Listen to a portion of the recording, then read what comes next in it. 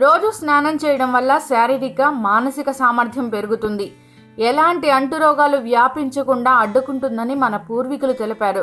బయటకు వెళ్ళొచ్చాక తినడానికి ముందు, తర్వాత కాళ్ళు చేతులు శుభ్రం చేసుకోవాలని హిందూ ధర్మం చెబుతుంది.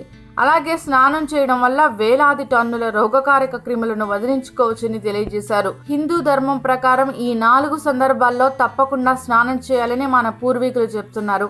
అవేమిటో ఇప్పుడు తెలుసుకుందాం. ఎవరైనా మరణించినప్పుడు కర్మకాండలకు వెళితే అక్కడి నుంచి వచ్చాక ఇంటిలోకి ప్రవేశించే ముందు స్నానం చేయాలని హిందూ ధర్మం ప్రకారం మన పూర్వీకులు చెప్పారు. ఈ ఆచారంలో ఉన్న ఆరోగ్య సూత్రం ఏమిటంటే, చనిపోయిన తర్వాత శరీరం పోరాట సామర్థ్యాన్ని కోల్పోవడంతో సూక్ష్మజీవులు విచ్ఛిన్నమై ఆ చుట్టుపక్కల బ్యాక్టీరియా వ్యాపిస్తుంది. ఈ ప్రదేశాలకు వెళ్లే వారి శరీరంపై కూడా సూక్ష్మజీవులు చేరుతాయి. అందువల్ల ఇంటిలోకి వెళ్లే ముందు స్నానం చేయాలని పెద్దలు చెప్పారు. భార్యాభర్తలు శృంగారంలో పాల్గొన్న తర్వాత తప్పనిసరిగా స్నానం చేయాలి.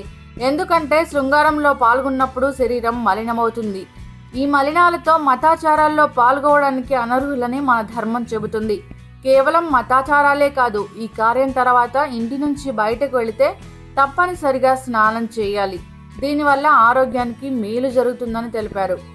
జుట్టు కత్తిరించుకున్న తర్వాత స్నానం తప్పకుండా చేయాలి. కటింగ్ చేయించుకున్న తర్వాత శిరోజాల తంతువులు మన చర్మానికి అంటిపెట్టుకుని ఉంటాయి.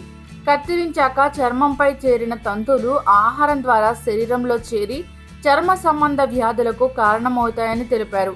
శరీరానికి వారంలో ఒక్కసారైనా మర్దన చేయాలి. దీనివల్ల శారీరక ఆరోగ్యంతో పాటు చర్మం కూడా కాంతివంతంగా మారుతుంది.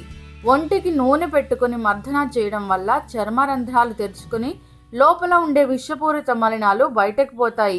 మర్దన చేసిన కొద్ది సమయం తర్వాత స్నానం చేస్తే శరీరంలోని మట్టి కణాలు త్వరగా బయటకు పోతాయని తెలిపారు. ఇలా మన ఆచారం వెనక ఆరోగ్య సూత్రం లేక సామాజిక న్యాయం, మానవత్వం, మంచితనం ఎన్నో దాగి ఉన్నాయి. For more details, please subscribe Newsmark.